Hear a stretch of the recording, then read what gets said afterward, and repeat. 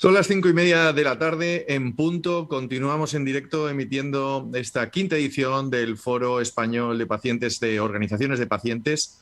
Les voy a recordar que si están viendo este foro y quieren compartir lo que están viviendo, los mensajes que se están trasladando, pueden utilizar el hashtag encuentro F mayúscula, E mayúscula, P mayúscula, encuentro FEP, lo están viendo también en la retransmisión. Compartan, muevan esta voz de los pacientes en las redes sociales y también tienen la opción en esta próxima mesa que ahora les voy a presentar de interactuar con nuestros ponentes. Pueden trasladar sus preguntas a través de esta casilla que ven aquí abajo donde pone preguntas al ponente. Bueno, pues identifíquense, pongan su nombre, expresen la pregunta y sobre todo para quién va dirigida.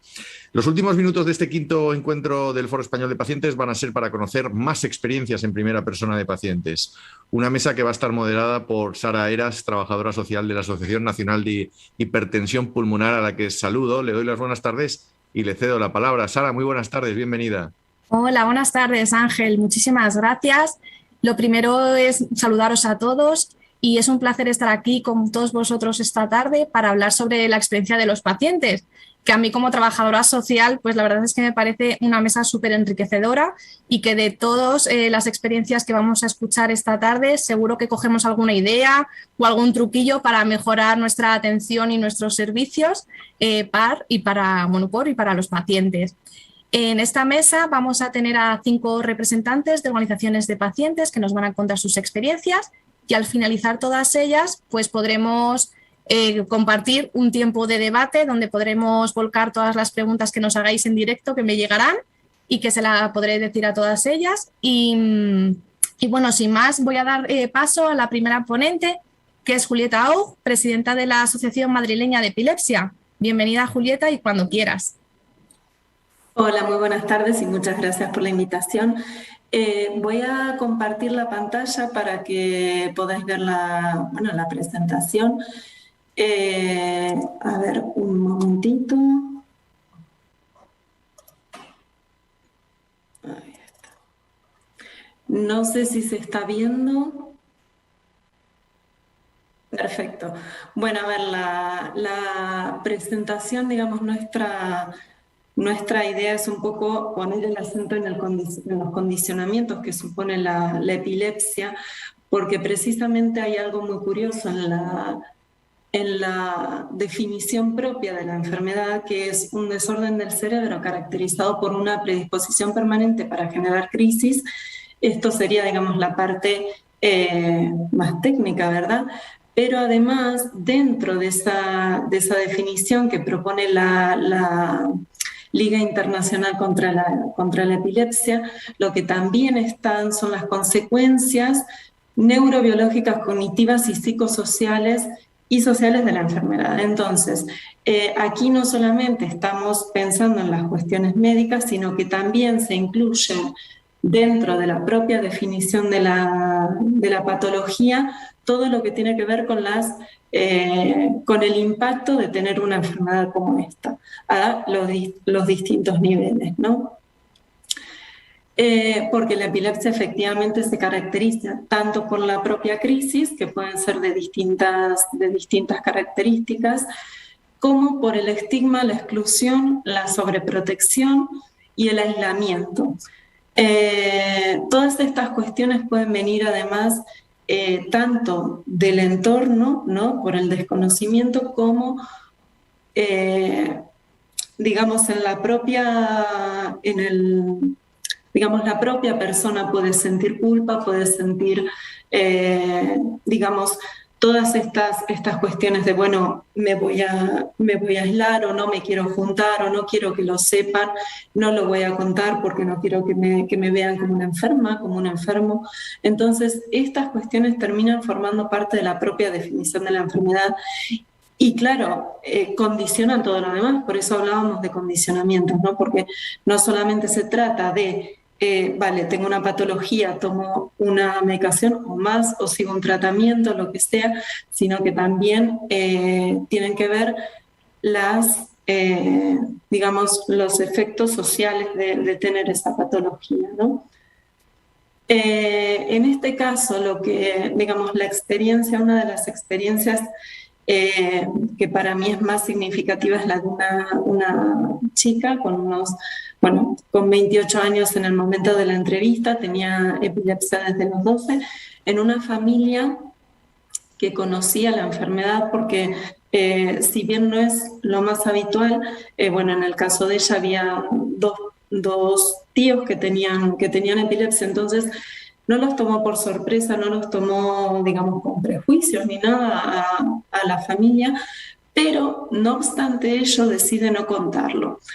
Decide no contarlo ni a sus amigas, en el colegio no lo recuerdo bien, supongo que lo tiene que haber comentado, pero gente que uno diría, es muy, muy cercana, ni siquiera con los primos me contaba que lo había hablado, porque ¿qué van a pensar? ¿No? Esta cuestión de, los principales...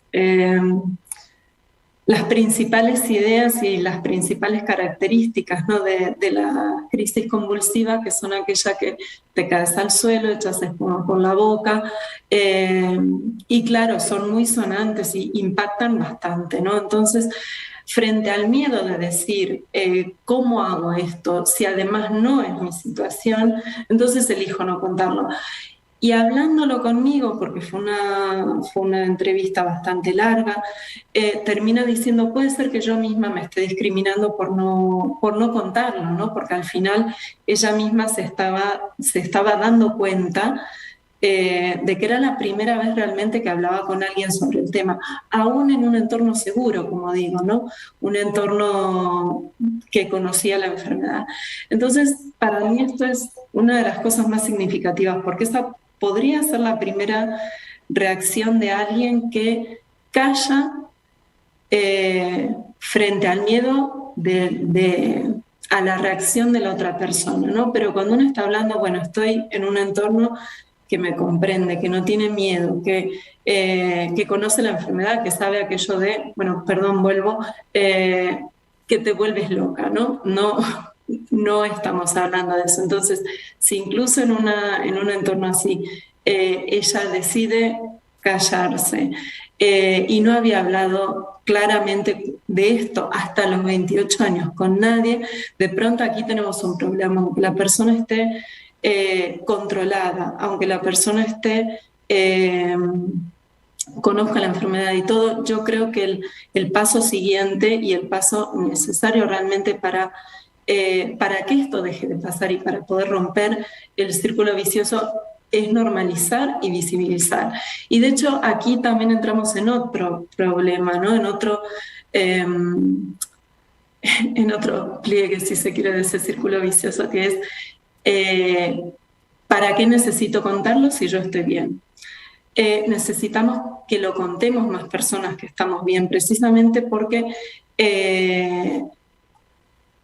eso ayudará eventualmente a que la imagen de la epilepsia no sea solamente crisis convulsivas, espuma en la boca, te caes, te quedas inconsciente y demás, sino que también se puede tener epilepsia y seguir una vida normal, se puede tener epilepsia y tener hijos, se puede tener epilepsia y estar controlado, y sobre todo se puede tener una vida normal, ¿no? Siempre con ciertos cuidados, porque hay cosas que nunca se pueden dejar de atender, como son el sueño, el tema del alcohol es recomendable no tomar, el sueño, el estrés, o sea, son cuestiones que hay que tener en cuenta, ¿no?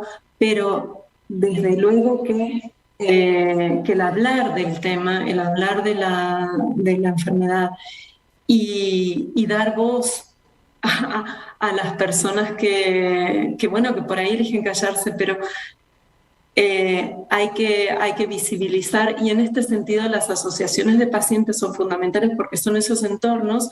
A ver, el caso de esta chica es un caso que no es tan común, ¿no? Porque no es tan habitual tener varios casos de epilepsia en la familia. Entonces, las asociaciones son ese entorno seguro en el que uno puede confiar en que el otro le va a entender. Y si bien todas las epilepsias pueden tener distintas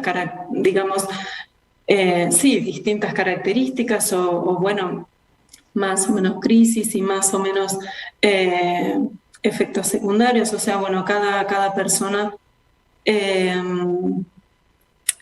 digamos que es un mundo, ¿no? Solemos decir que hablamos de epilepsias y no de epilepsia. Pero desde luego que una persona que conoce la enfermedad sabe de esta variedad y puede entender, puede ponerse en el lugar del otro y entenderlo. Y entonces, a partir de romper esa barrera del silencio y ese círculo vicioso, es que se puede normalizar y visibilizar. Yo creo que eso es lo fundamental y es el miedo, digamos, que hay que perder de, bueno, si estoy bien, ¿para qué lo voy a contar? Es que hay que contarlo porque si no es muy difícil que se normalice y que vayamos superando ese estigma de la epilepsia es crisis convulsivas, espuma en la boca, morderse la lengua y meter la cuchara, que esto aprovecho la oportunidad. En una crisis convulsiva nunca hay que meter nada en la boca, nada. Y se llama urgencia solamente si se entra en un estatus epiléptico, que son crisis que duran más de 2 minutos o se encadenan las crisis. Y en este sentido, bueno, lo que digo, las asociaciones son fundamentales porque son ese espacio seguro para poder hablar. Muchas gracias y hasta aquí. Muchas gracias, Julieta, por la experiencia de la asociación a la que representas, a la Asociación Madrileña de Epilepsia. He cogido algunas notas como titulares, ¿no?, que yo creo que todos estamos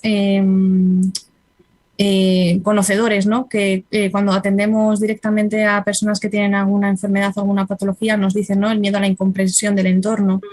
Nosotros hablamos de la importancia de poder contar con una persona que ya sepa por lo que estás pasando, ¿no?, que te sirva de referente como un paciente experto, ¿no?, que conozca la enfermedad, bueno, que te ayude en esa normalización, ¿no?, de lo que estabas hablando, Julieta.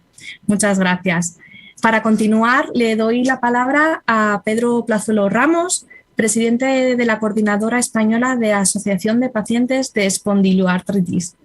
Pedro, cuando quieras.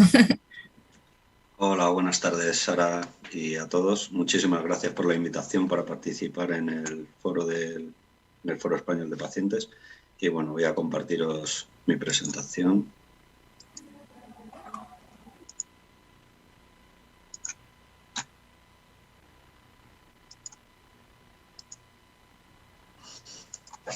Bueno, yo voy a hablar un poco de, primero, el papel que jugamos las asociaciones y en el día a día de los pacientes, y segundo, qué ha pasado el antes y el después de la pandemia, ¿no? Cómo nos movíamos antes y cómo hemos tenido que adaptarnos en poco tiempo, ¿no? La experiencia de los pacientes para mejorar, pues siempre hemos propuesto cambios, las asociaciones hemos tenido que cambiar en poco tiempo, los pacientes han tenido que adaptarse. El sistema sanitario ha cambiado de forma brutal. Esperemos que vuelva a la normalidad también, porque a día de hoy no ha regresado. Y bueno, y cambios en decisiones políticas que nos afectan y de manera bastante grave. Siempre hemos tenido que reinventarnos, ¿no? Hemos tenido que reinventarnos en poco tiempo, adaptarnos en tiempo récord. Hemos aprendido a trabajar y a seguir gestionando de forma virtual a pesar de las circunstancias. Nos hemos propuesto nuevos retos. Y bueno, también ha afectado a nuestros pacientes o a los pacientes porque han tenido que dejar de hacer sus actividades presenciales, sus terapias. El estar confinados en los domicilios ha supuesto, pues eso, afectación psicológica y fundamental también en la patología que represento, la espondiloartritis. El ejercicio físico es parte de nuestro tratamiento. Tenemos que hacerlo de forma continuada, con lo cual nos hemos visto abocados a empeorar. Y como decía, el antes y el después de la pandemia, ¿no? A las asociaciones de pacientes nos llegaron un aluvión, pero aluvión, y cuando digo aluvión digo miles, de consultas de los pacientes, de dudas, de miedos, del tema de si podían salir, ¿no?, el contagio. Bueno, pues directamente contactamos con la Sociedad Reumatológica Española para proponer distintas jornadas virtuales que diesen respuesta a la avalancha de preguntas que nos estaban haciendo. Y eso se puso en tiempo récord, porque en abril ya estaba dando respuestas la Sociedad Reumatológica Española a todas las preguntas acerca de la vacunación y la pandemia. Y bueno, quería poner algún ejemplo también de éxito dentro de esta coordinadora, que a día de hoy, bueno, pues nosotros antes de la pandemia ya trabajábamos en proyectos de investigación y en poner de manifiesto la enfermedad y sobre todo el impacto que tenía en el día a día de los pacientes, y arrancamos con el Atlas de espondiloartritis en 2017. En 2019, cuando en plena pandemia, ya en 2020, en plena pandemia, ya teníamos finalizado el IMAS, que es el mapa internacional que surgió a raíz del Atlas. Y bueno, pues ya hacíamos incidencia política en su momento también, y ahora tenemos que seguir haciéndola. Tuvimos reuniones con consejerías de sanidad y con parlamentarios del Congreso de los Diputados. Ya trabajábamos en hacer todo esto que sabíamos hacer de forma presencial. Como veis en las imágenes, estábamos juntos, unidos, ¿no? Todo esto lo hemos seguido haciendo, pero de forma virtual. Y bueno, uno de nuestros logros a través de proyectos de investigación pues ha sido reunirnos con políticos y que haya anteproyectos no de ley que se han presentado en el Congreso de los Diputados acerca de esta patología, ¿no? Y poner de relevancia el papel que jugamos las asociaciones y sobre todo el impacto que tienen las enfermedades, no solo en el paciente, sino en los familiares. Y bueno, seguiré con proyectos de éxito, que creo que las asociaciones de pacientes tenemos muchos, pero bueno, yo me voy a centrar un poco en los que hemos puesto a raíz de la pandemia, ¿no? Como os decía, la IMAS ha seguido funcionando. De hecho, en 2021 nos han concedido un premio a este proyecto a nivel internacional, con lo cual para nosotros ha sido una noticia brutal después del parón de 1 año y pico por la pandemia. Pertenecemos a comités de expertos, siempre hemos formado parte de comités de expertos. Conjuntamente con otras federaciones, pues hemos estado en documentos importantes. En 2019, pues ya estábamos estudiando la modificación o el modelo asistencial ideal para los pacientes crónicos, ¿no? Estábamos trabajando ya. Pero en 2020, todo esto que íbamos avanzando, pues nos vimos abocados a, en cuestión de un mes, poner en marcha un proyecto que no teníamos ni planificado, que se llama ReumaVid, y era para medir el impacto que estaba teniendo la pandemia en los primeros meses en los pacientes con espondiloartritis y cómo nos estaba afectando. Pero no queríamos esperar a 1 año o 2 o lo que durase esto. En marzo arrancamos con este proyecto, en marzo de 2020, como os digo. Y para nosotros ha sido un gran logro, porque en poco tiempo hemos puesto en marcha un proyecto en el que participan universidades, sociedades científicas, médicos, comités de expertos. Y bueno, esto lo lanzamos con la idea de arrancarlo en España, pero empezamos a moverlo y en cuestión de unos meses, de un par de meses, ya lo estábamos impulsando a nivel europeo. Y hablo de abril, mayo. Y bueno, somos asociaciones pequeñas, yo me considero pequeña. Pertenecemos, como digo, a grupos y comités de expertos, pero es que durante la pandemia hemos contado con los mejores comités de expertos que se puede contar, con profesionales a nivel mundial para los proyectos de investigación.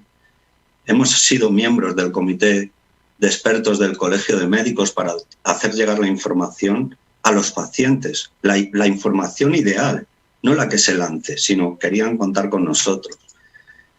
Y bueno, el proyecto ReumaVid es brutal el alcance que está teniendo, el impacto que ha tenido la pandemia, ¿no?, en los pacientes con espondiloartritis. De hecho, ha estado en numerosos congresos internacionales y en revistas de impacto científico se están publicando numerosos artículos. Estoy seguro que en unos años va a servir y sirve ya para tomar nota de los errores o de las cosas que se pueden mejorar, ¿no?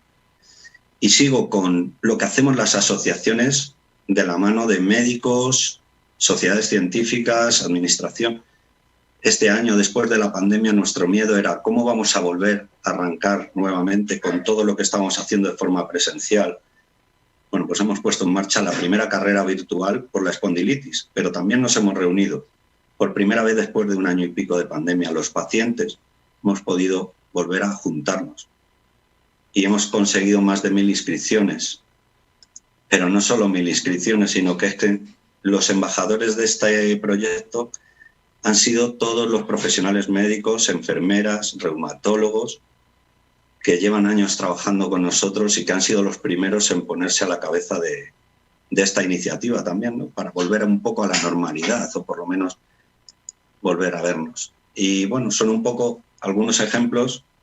Os he dejado enlaces de las páginas web, pero si necesitáis alguna información no dudéis en contactarme.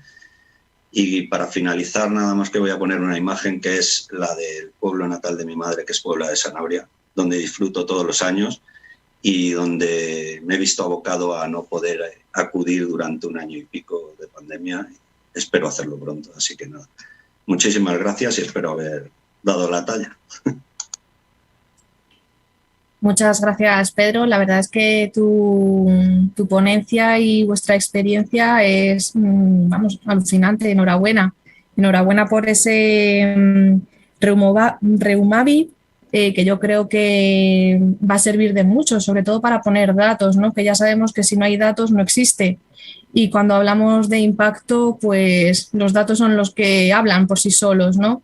Y lamentablemente el impacto que la pandemia COVID va a tener y tiene ya en los pacientes, pues es un gran impacto, ¿no? Y gracias a vuestras iniciativas podremos poner datos firmes y conocer verdaderamente el alcance de ellos. Enhorabuena, Pedro. Muchas gracias. Voy a dar la palabra a Nicole Haas, portavoz y asesora técnica de la Asociación de Pacientes con EPOC. Nicole, cuando quieras. Hola, Sara, muchas gracias. No sé si lo estáis viendo bien la presentación o no. Perfecto. Ah, vale, perfecto. A ver si ahora me da. ¿No me da? Es que antes también tenía problema yo con esto.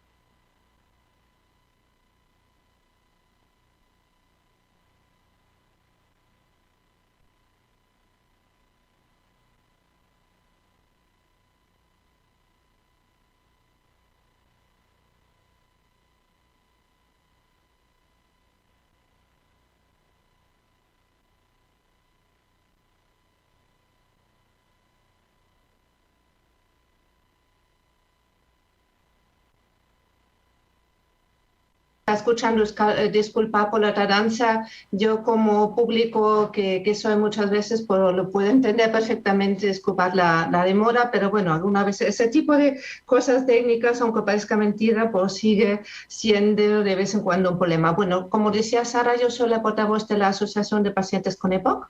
Estoy encantada de estar hoy con todos vosotros en este quinto encuentro del Foro de Pacientes. Sigo el Foro de Pacientes desde hace muchísimo tiempo y yo creo que especialmente este foro es un grandísimo éxito. Se han unido muchísimas asociaciones al foro y bueno, que estamos viendo que cada vez está creciendo más. Si me permitís un poco hacer reflexión al respecto, porque me parece súper importante tener en cuenta lo que realmente es la visión de lo que es el foro, aunque no sea yo de la junta directiva, pero es importante recalcar un poco lo que es la visión también de lo que son este tipo de eventos y también de asociaciones, de foros y demás, ¿no?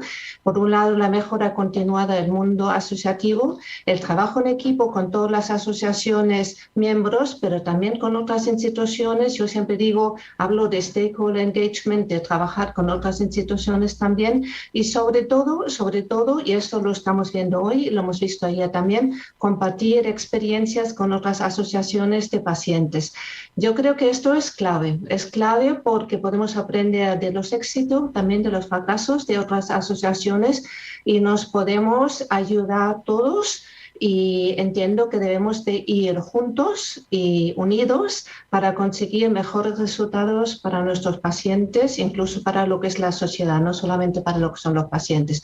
Y digo esto porque en este caso la patología que yo represento, que es la EPOC, la enfermedad pulmonar obstructiva crónica, es una enfermedad respiratoria que es la cuarta causa de muerte en España. Es una enfermedad silente, degenerativa y muy estigmatizada. Seguramente os va a llamar la atención que más de 3 millones de pacientes o de personas en España están afectados por la EPOC, si bien es cierto que solamente 1 de 4 está diagnosticado. Es decir, que aunque estamos hablando de una patología muy prevalente, sin embargo tenemos un grandísimo infradiagnóstico. Para daros la cifra exacta, tenemos un infradiagnóstico del 74,7%. Dime. Yo sí. Vale, perfecto, perfecto. Bueno, si quieres ir pasando y demás, pero yo lo que quería hacer un poco esta reflexión porque me pareció importante, porque, a ver, nuestra patología es una patología, como os decía, muy prevalente, pero con un gran infradiagnóstico que de alguna forma nos acerca a todo lo que son las enfermedades también huérfanos, las enfermedades raras, que también tienen un gran problema con respecto a lo que es el infradiagnóstico, pero muchas veces incluso lo que son este tipo de patologías tan prevalentes como puede ser la EPOC, pues también lo tienen. Y al mismo tiempo comentaros también que la EPOC tiene muchísimas comorbilidades, es decir, que nuestros pacientes al mismo tiempo la mayoría tienen diabetes, tienen problemas cardiovasculares, tienen osteoporosis, tienen problemas de depresión, de ansiedad, psiquiatría y demás, que lo que quiero decir con esto es que mis pacientes o nuestros pacientes también son vuestros pacientes. Y vuelvo a lo que comentaba antes. En el fondo, todos de alguna forma estamos muy, muy unidos, ¿no?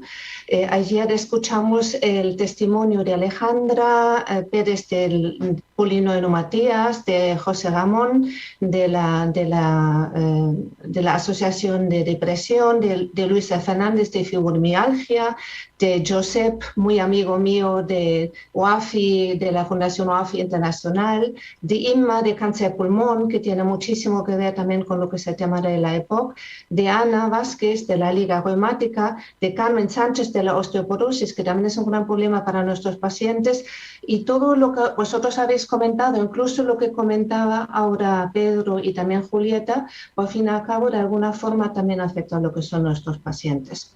Por lo tanto, no estamos solos, deberíamos trabajar juntos para conseguir realmente mucho mejor para nuestros pacientes, incluso para lo que es la sociedad.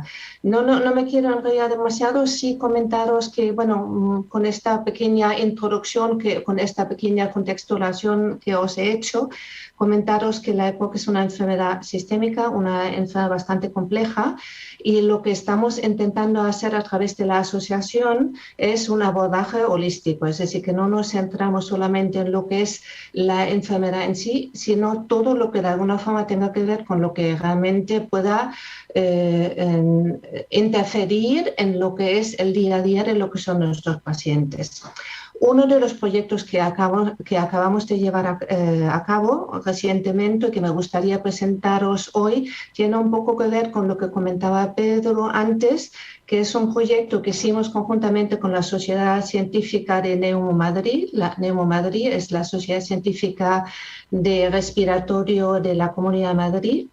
Y quisimos hacer un estudio y analizar hasta qué punto realmente la pandemia de la COVID ha impactado a nuestro paciente EPOC, no solamente desde un punto de vista de su estado de salud, sino también con respecto a lo que es el tema de la asistencia sanitaria. En este caso lo que hicimos es un estudio poblacional, un estudio transversal, descriptivo, sin intervención y con recogida de datos que a través de un formulario que fue depositado en la página web nuestra de www.apepoc.es, os invito a visitarlo, y también en la página de Neumo Madrid, porque lo que quisimos hacer es un estudio no solamente desde un punto de vista de paciente, sino también desde un punto de vista del profesional sanitario, y no solamente el especialista, el neumólogo, sino también de lo que es el médico de atención primaria,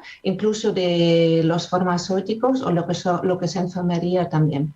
Entonces hemos tenido un resultado muy bueno, hemos tenido una N superior a lo que es 500, y los resultados de verdad que son bastante impactantes. Sergio, si me vas pasando, ya vamos analizando, vamos avanzando un poquito.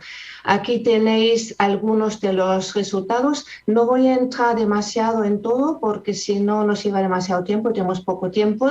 De todas formas, como os dije antes, os invito a visitar nuestra página web, porque todo el estudio y todos los demás estudios que hemos hecho anteriormente están colgados en nuestra página web de www.apepoc.es.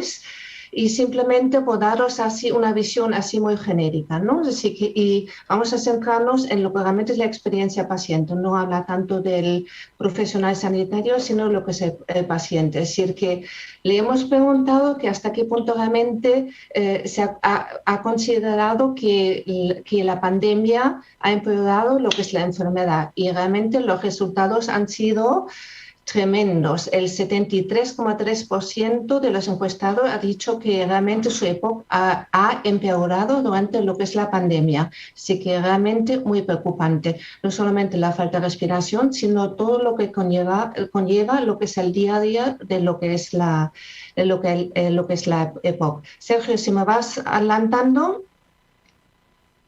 En cuanto, como os comentaba antes, nos interesaba no solamente ver hasta qué punto realmente el estado de salud de nuestros pacientes se había modificado a lo largo de lo que es la pandemia, sino que también queríamos saber hasta qué punto también la pandemia haya podido influir en lo que es el tema de la atención sanitaria. Y esto sí que es algo, en lo que tenemos que trabajar, y esto también forma parte del estudio, no solamente lo que son los resultados, sino también de lo que son las recomendaciones que a su vez nosotros le estamos planteando, en este caso, lo que son los decisores políticos.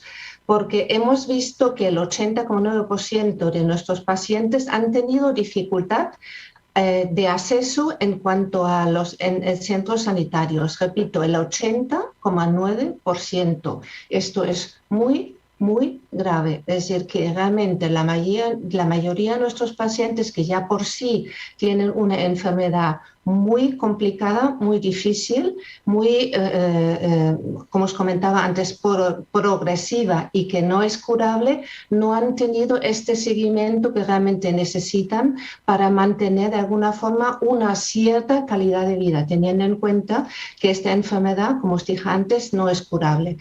Hubo diferencias con respecto a lo que es ambulatorio, lo que es atención primaria, lo que es especialista. Sí que es cierto que el especialista posiblemente ha tenido, o nuestros pacientes han tenido mejor acceso con respecto a lo que es el especialista de lo que puede ser atención primaria, pero aún así, desde luego, en líneas generales, lo repito, la cifra, porque me parece increíble, el 80,9% de nuestros pacientes ha dicho que realmente ha tenido dificultad en el acceso a centros sanitarios durante lo que es la pandemia, y esto sí que es preocupante. Luego, otro de los temas que me gustaría resaltar y que creo que también son bastante significativos es que, si bien es cierto, y creo que coincide seguramente con todas vuestras experiencias también, el 84% de las consultas han sido no presenciales, el 84% no han sido presenciales.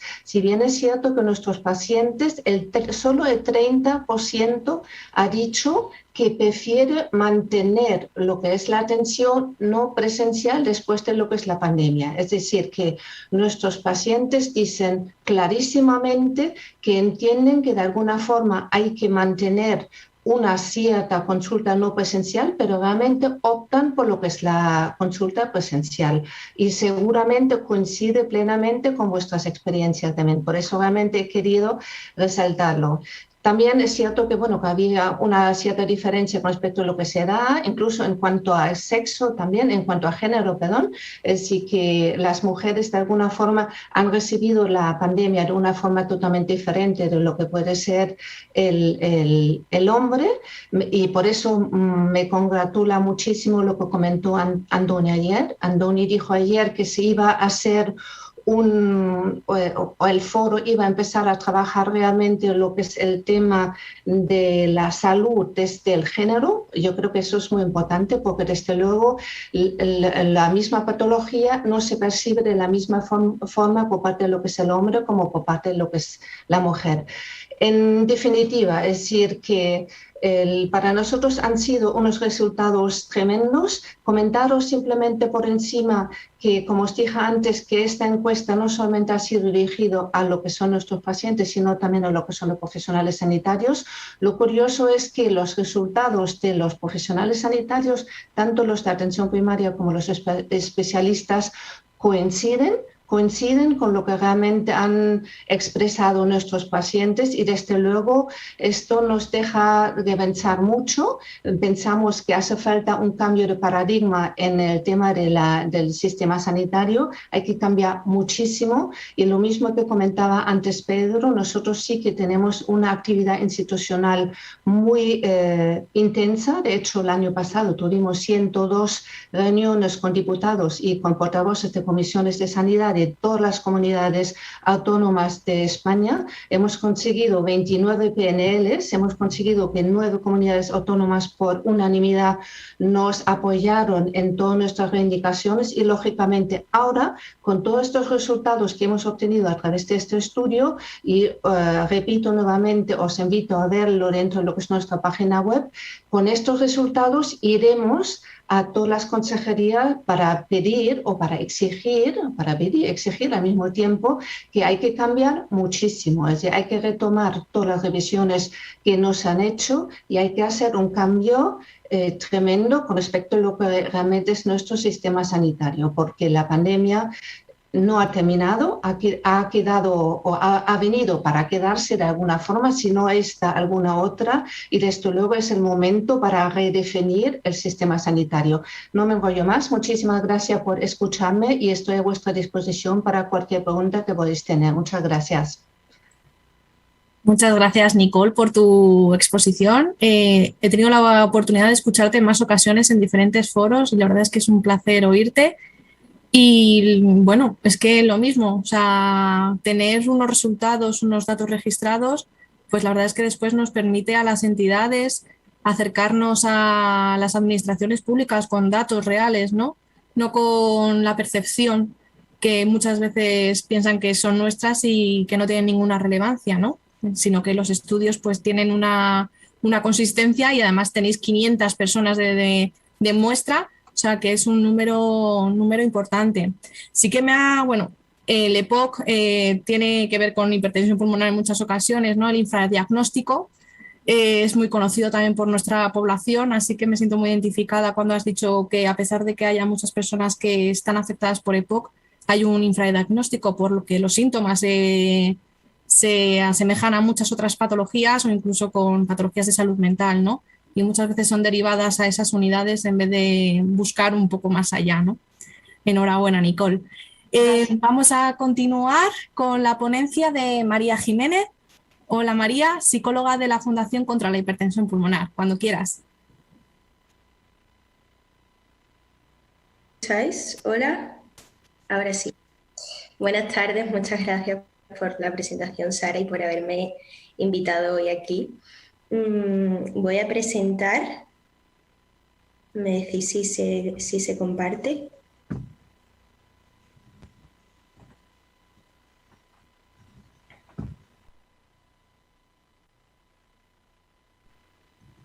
Se ve, ¿no? Genial. Bueno, pues desde la Fundación contra la Hipertensión Pulmonar queríamos traer hoy un tema que para nosotros es muy importante, que es el tema de los informes psicosociales. Es una herramienta que ya llevamos un tiempo desarrollando y que no paramos de mejorar. Bueno, pero ¿qué es el informe psicosocial? Es una valoración, es una valoración del estado de salud psicológica y del contexto de la persona, en este caso con hipertensión pulmonar, que es realizada por un equipo multidisciplinar. Desde la Fundación lo realizamos la trabajadora social, que se llama Ana, y yo. Sin embargo, sí que consideramos importante estar en continuo contacto y coordinación con otros profesionales, ya sean médicos, cardiólogos, enfermeros, educadores sociales, profesores, neumólogos. Es importante porque cuanto más podamos aportar a las distintas áreas del paciente y cuanta más comprensión haya por parte de todos, mejor. Por ejemplo, si un paciente está con un tratamiento de oxigenoterapia, pues para nosotras es importante ponernos en contacto con la empresa o el profesional que lo lleve para poder entender qué limitaciones existen con este tipo de tratamiento, o medicaciones como bombas, entender qué tipo de limitaciones hay también. En conclusión, entender todo lo que rodea a la persona y su condición específica. En el informe psicosocial lo que abordamos en un primer momento es la enfermedad de la hipertensión pulmonar. Hablamos un poco, pues definimos lo que es la enfermedad, porque como ya sabéis es una enfermedad rara, desconocida para muchas personas, donde la sintomatología mayoritariamente pues, es invisible. Entonces, a través del informe psicosocial lo que intentamos es hacer visible lo invisible, y no solo la sintomatología de la enfermedad, sino también mostrar los efectos secundarios que pueden surgir derivados de la medicación, del tratamiento que lleva la persona afectada, que a veces es incluso más limitante y más incapacitante que la propia enfermedad. En el informe, como os decía, se desarrolla y se detalla en diferentes áreas, como son la psicológica, el área social, escolar o laboral, dependiendo de la edad de nuestro afectado, y el área económica. Todo esto se lleva a cabo pues, a través de diferentes intervenciones, diferentes sesiones de psicoterapia. Ahora mismo lo estamos desarrollando de manera online, a través de videollamadas y de llamadas telefónicas, porque bueno, con esto que estaban comentando mis compañeros, con la pandemia que hemos tenido por delante, y también al ser una fundación que trabajamos a nivel nacional, pues es el método más efectivo que hemos encontrado hasta ahora para poder llegar a todo el mundo. Los objetivos del informe psicosocial fundamentalmente es defender los derechos de las personas con una enfermedad crónica, en este caso la hipertensión pulmonar. Por ejemplo, si una persona con hipertensión pulmonar quiere iniciar un trámite de discapacidad, un trámite de dependencia, este informe, al ir acompañado de otros informes médicos clínicos, pues es una manera de explicar detalladamente qué es lo que le ocurre a la persona al completo, cómo se ve afectado esto a su calidad de vida y bueno, como también estabais diciendo, sirve para visibilizar la enfermedad, porque hay mucha incomprensión por parte el resto de personas que la desconocen. Sirve para visibilizar la enfermedad, la sintomatología y sus limitaciones, acercando a otros profesionales a una comprensión de la patología y todo lo que implica. Por ejemplo, una persona que tiene un recién diagnóstico de hipertensión pulmonar, dependiendo de cada afectado, pero es probable que el nivel de rendimiento sea diferente sin este diagnóstico o con este diagnóstico. Entonces, el informe psicosocial también puede servir para presentarlo en el trabajo, en el ámbito laboral o en el ámbito escolar también, para que se entiendan las faltas por citas médicas. Las citas médicas suelen ser muy recurrentes, muy constantes. Si es necesaria una hospitalización también. Al final, pues lo que vengo diciendo, sirve para dar visibilidad y explicar el contexto de la persona. Y por último, algo que me gustaría destacar, que tiene que ver también con lo que estamos explicando en los informes psicosociales, es que cada informe se adapta a la persona, a las condiciones individuales de cada uno. Sí es verdad que en un primer momento se detalla lo que es la enfermedad para dar conocimiento de ella, pero cada situación es un mundo y sí que nos centramos en cada persona. Por ello también es importante que participe activamente el afectado, o sea, es bidireccional, tanto por parte de todos los profesionales, equipo multidisciplinar y el afectado. Cuantos más seamos y cuanto más participación haya por todas las partes, pues de mayor calidad será este informe. Y otra cosa también importante a mencionar es que se debe presentar siempre junto a informes médicos y junto al diagnóstico de la enfermedad que den validez a nuestro informe psicosocial. Y esto es todo. Espero que os pueda servir, o sea, información útil, y muchas gracias por la escucha y por la atención. Muchas gracias, María, por dar visibilidad a una herramienta que las entidades que estamos profesionalizadas utilizamos, ¿no?, en nuestro día a día para dar a conocer, ¿no?, el abordaje holístico, el impacto global que tiene la enfermedad en la persona, no solamente para la persona, sino para también su entorno, y que eso para toda la defensa de los derechos es súper importante, ¿no?, que se tenga esa visión global de lo que significa tener una enfermedad, ¿no? Muchas gracias, María. Y para terminar, bueno, para mí es un placer poder presentar a Alba Pérez Sanz, trabajadora social de la Asociación Nacional de Hipertensión Pulmonar, que, bueno, aparte de ser compañera, tenemos relación de amistad de hace mucho tiempo, y para mí es un placer escucharte, y cuando quieras, Alba. Buenas tardes. Pues con esta presentación ya me voy. No, voy a hacerla. Muchísimas gracias al Foro Español de Pacientes por darnos la oportunidad de estar aquí y compartir nuestras experiencias, y muchas gracias a los compañeros porque ha sido muy interesante escucharos, compañeros y compañeras, y voy a dar a compartir. Me decís si se ve correctamente, os lo agradezco antes de empezar. ¿Perfecto? Estoy en él, ¿no? Vale. Vale, bueno, yo voy a comentar un poco la experiencia de los pacientes y de las pacientes en la Asociación Nacional de Hipertensión Pulmonar. Lo que no sé ahora es cómo se pasa. Ahora, vale. Por poner en contexto, nosotros somos una asociación sin ánimo de lucro fundada en el año 2004. Tenemos la utilidad pública desde el año 2008 y como técnicos contamos con 2 trabajadoras sociales, una psicóloga y un abogado. Además, contamos con 6 miembros en la junta directiva, y nuestra misión es trabajar para mejorar la calidad de vida de las personas con hipertensión pulmonar y divulgar el conocimiento de la misma a toda la sociedad. Y como visión, pues ser un referente tanto a nivel nacional como internacional, tanto para las familias con hipertensión pulmonar como para las entidades relacionadas con esta enfermedad. Yo creo que hay tantas formas de participar en una asociación como personas existen en este mundo, ¿vale? Pero yo he traído aquí algunos proyectos que realizamos desde nuestra asociación y algunas actividades o algunas formas de participación que creo que son comunes a todas las asociaciones.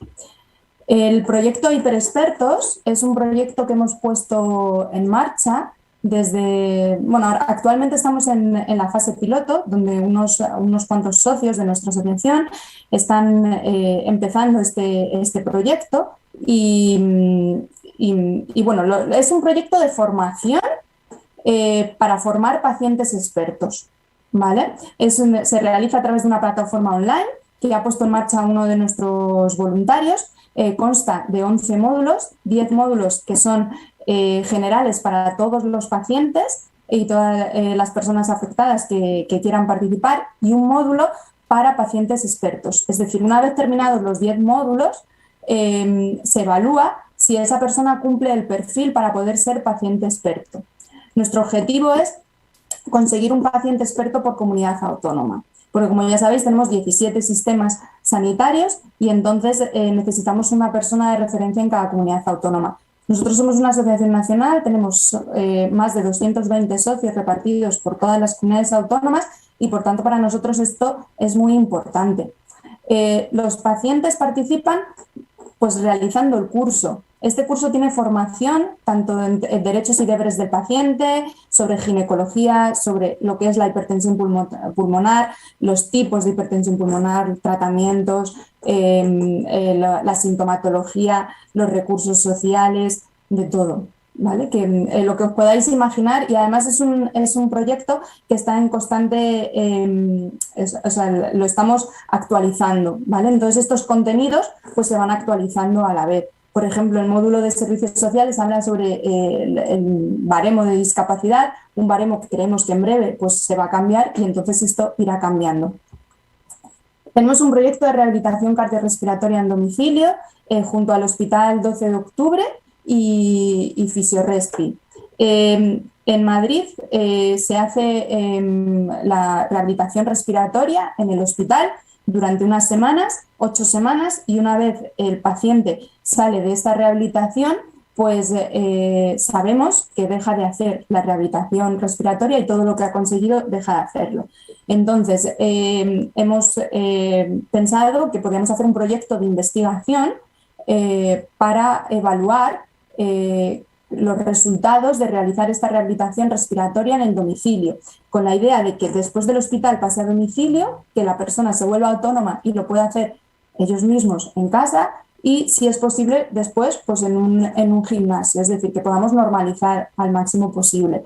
De esta forma, los pacientes de la asociación están pues participando activamente en el estudio porque son las personas que lo realizan, ¿vale? En cuanto a junta directiva, nosotros contamos con seis miembros dentro de la junta directiva, son todos voluntarios, son personas afectadas y bueno, normalmente cada 4 años se eligen y la implicación depende mucho de cada persona, ¿no? Sí que es verdad que según estatutos pues hay una serie de cosas que tienen que hacer, ¿vale? Pero luego depende de cada uno y el tiempo que hagas y las funciones igual. Y el voluntariado también depende. Tenemos personas o socios que no quieren pertenecer a la junta directiva, pero sí se quieren implicar en la asociación y, por ejemplo, como hemos dicho antes, la plataforma del proyecto Paciente Experto la ha hecho un socio nuestro. Igual que, por ejemplo, en las redes sociales o en la página web, pues también son personas voluntarias y personas afectadas que colaboran de esta manera. Luego la ayuda mutua es fundamental. Yo creo que esto es una de las patas más importantes que tienen las asociaciones de pacientes y es que no solo cuentan en algunos casos con profesionales, sino que cuentan con los pacientes. Y como hablaba mi compañera anteriormente también, el tema de que alguien te comprenda, ¿vale? Nosotros tenemos un grupo de WhatsApp que tiene alrededor de unas 80 personas, que es un grupo muy activo donde se habla de todo, ¿vale? No solo de la patología, sintomatología, efectos secundarios, sino también de lo que nos pasa a uno en el día a día, ¿vale? A raíz de la pandemia nosotros íbamos a organizar un encuentro de familias presencialmente. Como vino el estado de alarma tuvimos que suspenderlo y creamos unos grupos de ayuda mutua para familias de niños y niñas con hipertensión pulmonar que hasta el día de hoy siguen funcionando. Lo hacemos online, actualmente cada 2 meses.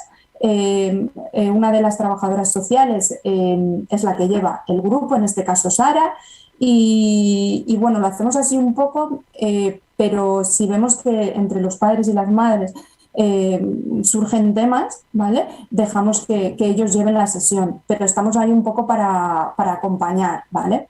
Este año, en septiembre, hemos empezado el grupo de ayuda mutua para jóvenes con hipertensión pulmonar porque hemos detectado esta demanda por parte de personas jóvenes que se sentían poco entendidas en la sociedad y querían conocer a otras personas en su situación similar, ¿no? Pues estoy en búsqueda activa de empleo, pero tengo hipertensión pulmonar, ¿cómo lo hago?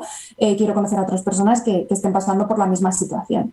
Los desayunos ANHP también es un proyecto que se inició a partir de la pandemia, son online, hacemos uno cada trimestre, lo asociamos a las estaciones del año. Este viernes tenemos el desayuno de otoño y es un espacio de compartir experiencias y de vernos, ponernos cara y hablar, porque muchas veces hablamos por WhatsApp, pero no es tan directa la relación. Entonces nos gusta ceder este espacio para que las personas con hipertensión pulmonar puedan hablar.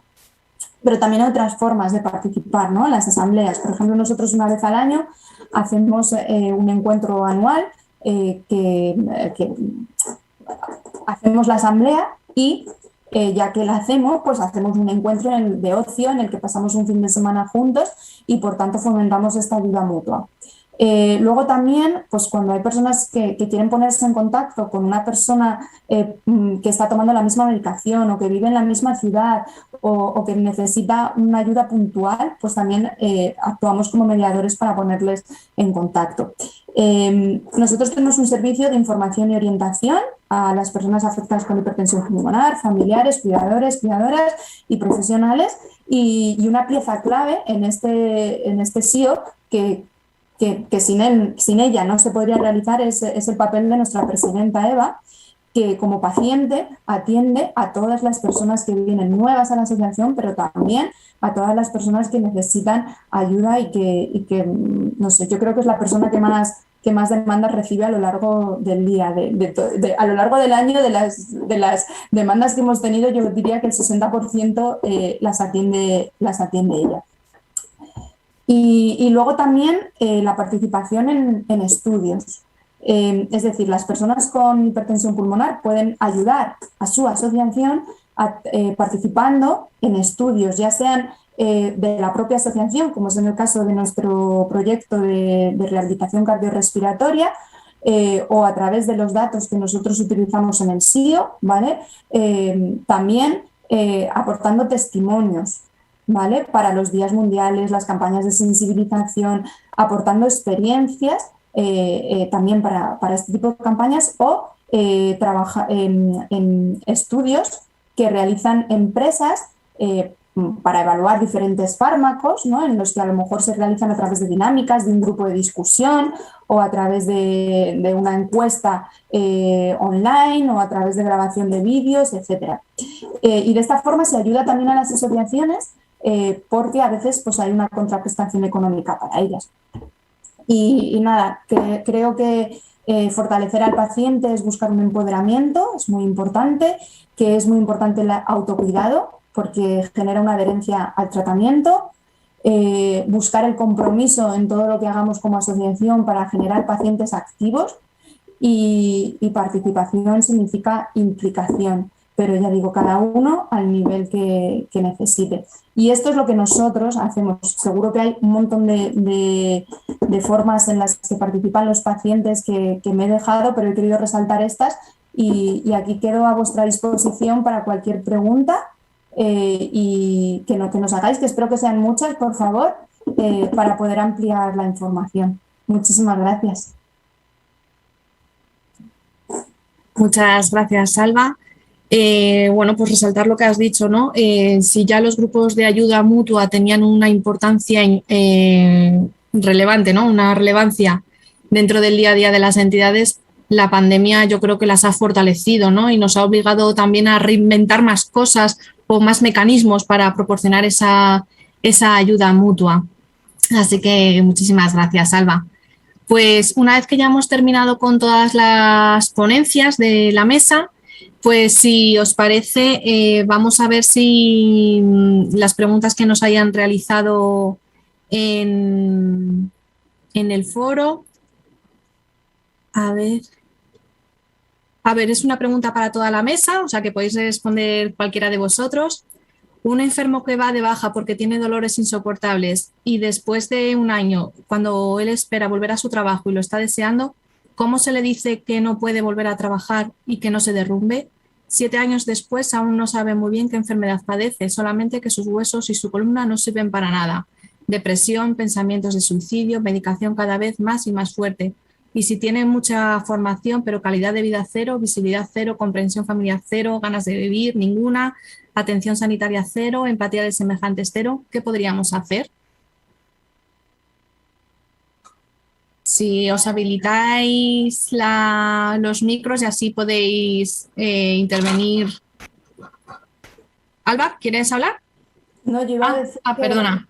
Sí, o sea, que, a ver, es muy complicado, ¿no? Es una situación muy compleja, yo creo que necesita un abordaje multidisciplinar, no creo que haya una sola persona que pueda ayudarle, pero evidentemente si no conoce la patología que tiene, acudir a una asociación es muy complicado, pero sí que existe la asociación sin diagnóstico, ¿no? O sea, que sí que puede acudir a un sitio donde a lo mejor hay personas que han pasado por una situación similar y por tanto le pueden ayudar, pero evidentemente una ayuda psicológica profesional desde el Departamento de Trabajo Social o incluso desde el Departamento el abogado y demás, yo creo que sería muy importante, pero supongo que la parte psicológica María la entenderá mejor y la parte de pacientes Julieta, Nicole y Pedro la podrán completar.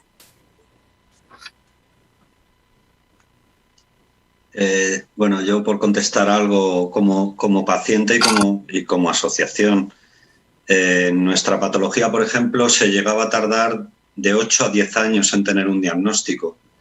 Ese proceso es complejo, o sea, el asumir que tienes una enfermedad crónica discapacitante, tienes que aceptarlo y eso cuesta tiempo, trabajo y mucho apoyo de muchas personas.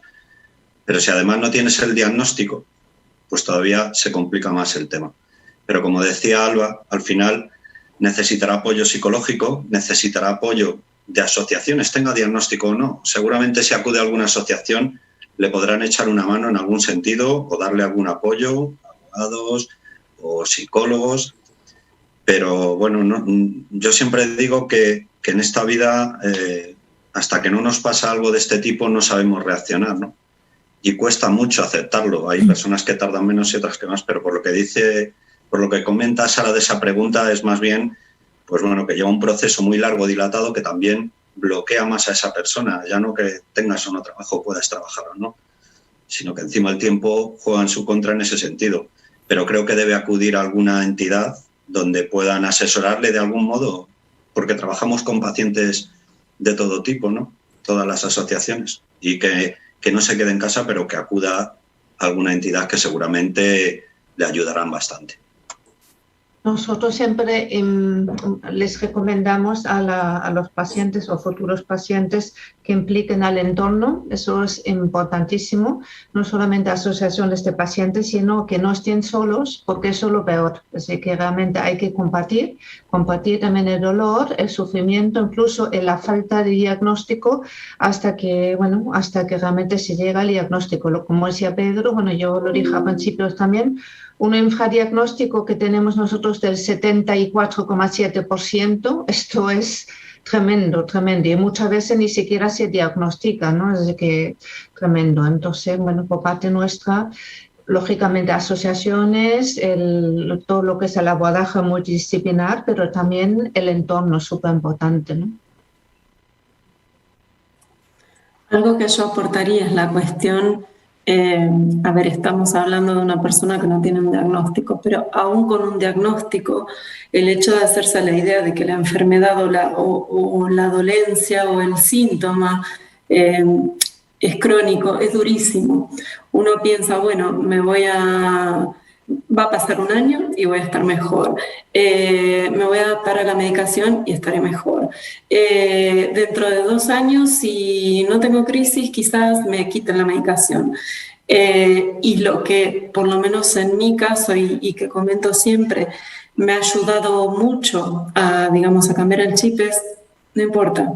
No importa si te quitan la medicación, si la sigues tomando, sí. Bueno, en el caso de tener crisis uno lo pasa mucho peor, ¿no? Pero la idea de hacerse a la idea de lo crónico es dura, pero es el primer consejo que yo doy, ¿no? O sea, uno tiene que empezar por ahí prácticamente, porque en cuanto viene lo siguiente, si no, te agarras siempre desprevenido. Entonces, la idea de hacerse la actitud de hacerse a la idea de que eso que sea, aunque sea el sin diagnóstico, ¿no? que va a ser largo, yo creo que es fundamental y que no puede hacerse solo. O sea, eso también es clave. Ya sea la familia, una asociación, la asociación quizás que más se acerque a la dolencia, que más pesa, ¿no? O el simple hecho de poder compartirlo y no sentirse culpable por no poder, por no estar bien, creo que es fundamental. Pero bueno, esto es mi percepción personal, ¿no? Sí, yo creo que es un poco el mensaje que podemos lanzar desde aquí, ¿no? Que la importancia del abordaje multidisciplinar, no solamente desde un aspecto pues médico, ¿no? Sino que haya un acompañamiento psicológico, un acompañamiento social para poder hacer frente, ¿no? al impacto que nos estaba comentando Ángel de la enfermedad, que todavía no saben muy bien cuál es, pero que obviamente tiene unas limitaciones en su día a día que influye mucho a nivel psicológico. Si os parece, me gustaría preguntar en relación al papel de las entidades, ¿no? Que, bueno, pues es una reivindicación que llevamos mucho tiempo diciendo que se nos tenga en cuenta, que se nos tenga presente en las tomas de decisiones, que somos un pilar fundamental. Es un poco en relación a la ponencia que ha hecho Pedro, ¿no? De que la pandemia ha cambiado ese papel. ¿Creéis que verdaderamente ha cambiado el papel, que todavía quedan cosas por hacer, que podríamos hacer más?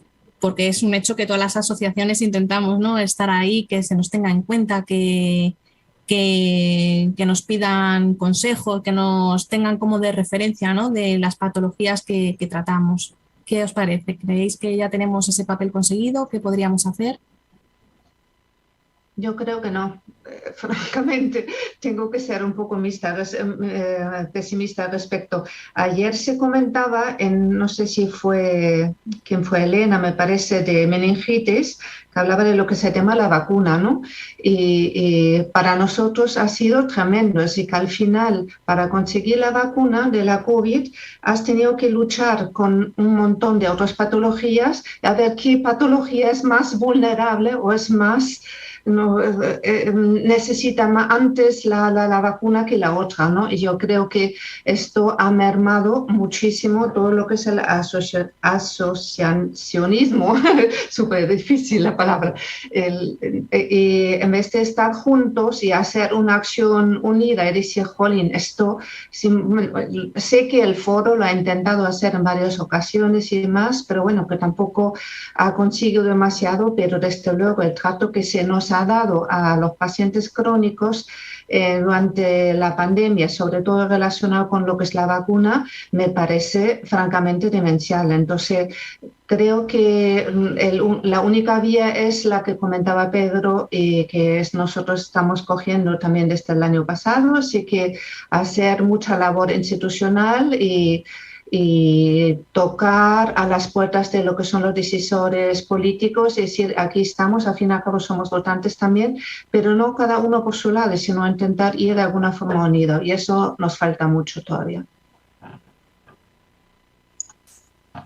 Por apostillar un poco lo que dice Nicole, totalmente de acuerdo, Nicole, o sea, nos queda mucho trabajo, siempre hay trabajo, siempre va a haber trabajo, porque al final va a depender un poco... Es como dejarnos ahí y si protestamos bien, si no protestamos, pues seguimos con la vida, ¿no? Pero como decías, hemos tenido que bregar con que la vacuna para inmunodeprimidos y sin saber cuáles eran los inmunodeprimidos. Luego te acotan esa lista. Pero como eso todo, ¿no? Las consultas, seguimos con teleconsultas, citas tediosas. Tenemos que hacer más incidencia política, que yo creo que es la pata que más nos cojea, no a nosotros, sino que cojea en el sistema, puesto que con las sociedades científicas y con otros actores principales del sistema sí que hemos avanzado. Yo creo que con sociedades científicas y colegios de médicos y otro tipo de decisores o implicados hemos avanzado mucho más porque trabajamos más conjuntamente. Y como decías, yo creo que lo que nos falla a las asociaciones es no llegar a estar unidas independientemente de la patología que sea. Yo esta patología es una enfermedad reumática, pero no tiene que ver. A la hora de que se cumplan en decisiones cruciales y defensa de los derechos de los pacientes, creo que será la asignatura pendiente y ahí sí que el trabajo es nuestro, no es de los demás. Y ahí lo dejo. Yo, por poner algo positivo, yo creo que en esta pandemia sí que hemos avanzado. Hay cosas que yo creo que ha hecho que vayamos más rápido, ¿vale? Que si no hubiese pasado la pandemia hubiesen tardado, se hubiesen dilatado más en el tiempo, pero aún así queda mucho camino por hacer porque no se han utilizado en lo que querían y como querían, ¿no? Entonces han visto que realmente existe la necesidad, pero ahora tiene que ser real y efectiva. Hay mucho escrito que podemos leer de la participación del paciente en el centro y todo centrado en el paciente, y el paciente es el que tiene que ser el que decida las cosas y demás, pero luego no es real. Entonces ahora hay que ponerlo en marcha, pero yo creo que la pandemia, espero que nos traiga en un futuro cercano esta realidad. El otro día en una ponencia decía que es una utopía cercana en el tiempo. Gracias, Alba, por el mensaje positivo, ¿no? Porque sí que es verdad que yo estoy de acuerdo con Pedro, es un tema, es una asignatura pendiente que tenemos las entidades, ¿no? Las asociaciones de pacientes, pero yo creo que va un poco también en el mensaje que decía Nicole, de unidos. O sea, cada uno por nuestro lado tenemos pocas posibilidades, por no decir ninguna, y yo creo que todavía es un reto, ¿no? Que las asociaciones, digamos, todas a una, independientemente, como ha dicho Pedro, de la patología que tratemos, porque al final lo que buscamos es lo mismo, defender los derechos de unos pacientes, que al final todos vamos a acabar siendo pacientes, ¿no? Entonces, bueno, pues muchas gracias por las reflexiones. Luego, también me gustaría abordar el tema de las ayudas mutuas, ¿no? Que hemos hablado al final un poco de ellas, del impacto que ha tenido en la pandemia, ¿no? Cuando habéis dicho que hemos tenido que hacer frente a las asociaciones de pacientes a un volumen que al principio no éramos capaces de asimilar, ¿no? De consultas, de dudas, y que gracias a estos grupos de ayuda mutua han podido dar respuesta muchas veces a esas cuestiones, ¿no? Sobre todo entre pacientes de me han cancelado la consulta, me estoy notando este síntoma, cosas del día a día que no podían resolver con los profesionales sanitarios, y que al final los grupos de ayuda mutua han tenido ese papel, ¿no? También de soporte. Desde vuestras entidades, ¿qué experiencias habéis tenido durante este tiempo con los grupos de ayuda mutua? Si tenéis grupos de ayuda mutua, ¿cómo funcionan?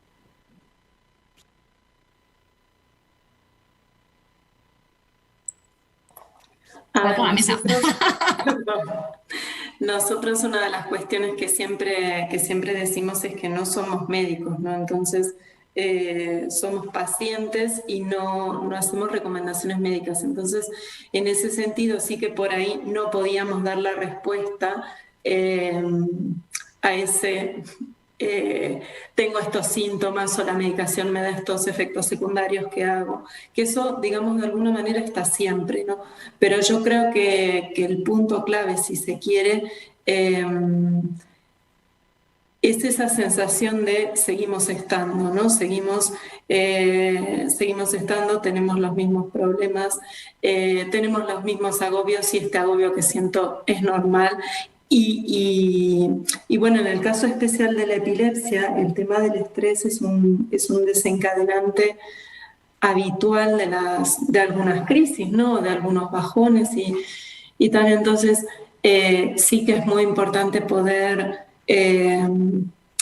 estar ahí, ¿no? Pero también es cierto que no resolvemos la cuestión médica. Entonces, si de pronto hay algo, o sea, hay veces que se nos escapa, ¿no? Y eso por ahí es un límite que sí, el paciente experto puede ayudar mucho, puede dar mucha tranquilidad, puede contar su experiencia y muchas veces es importante ese rol. Y de hecho es bueno que todos vayamos especializándonos en nuestra patología, pero no resolvemos la cuestión del médico, y eso por ahí hay que tenerlo muy claro, ¿no?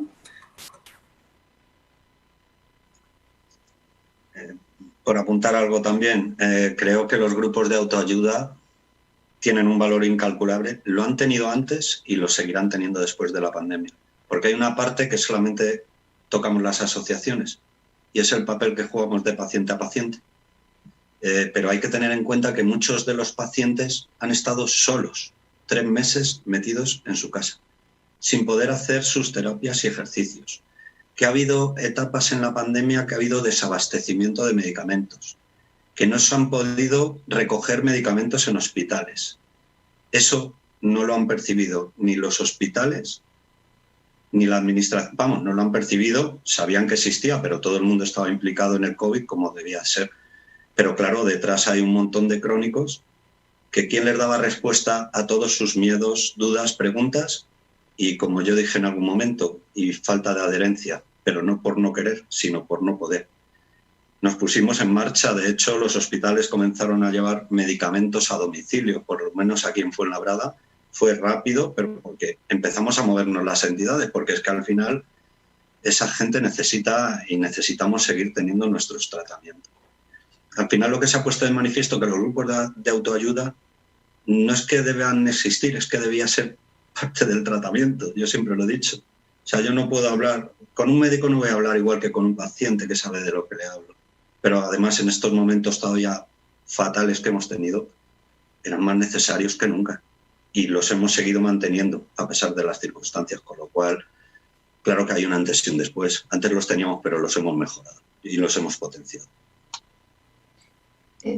Yo, para apuntar algo, el estudio que os había comentado anteriormente también había reflejado este punto y decía efectivamente el 83% de nuestros pacientes se sentía con ganas de no hacer absolutamente nada y lógicamente no siguió lo que son sus hábitos saludables, ni ha hecho ejercicio, ni ha mantenido lo que es la dieta que tenía que mantener. Muchos han vuelto a fumar, que eso sí que es bastante preocupante, pero un tema que sí se ha resaltado como algo muy importante desde el punto de vista de apoyo ha sido la farmacia. Para muchos pacientes que no han podido acudir a lo que es el ambulatorio, el centro de atención primaria, sí han encontrado apoyo en la farmacia. Yo creo que eso es algo en lo que tenemos que trabajar un poquito más todavía en la farmacia también.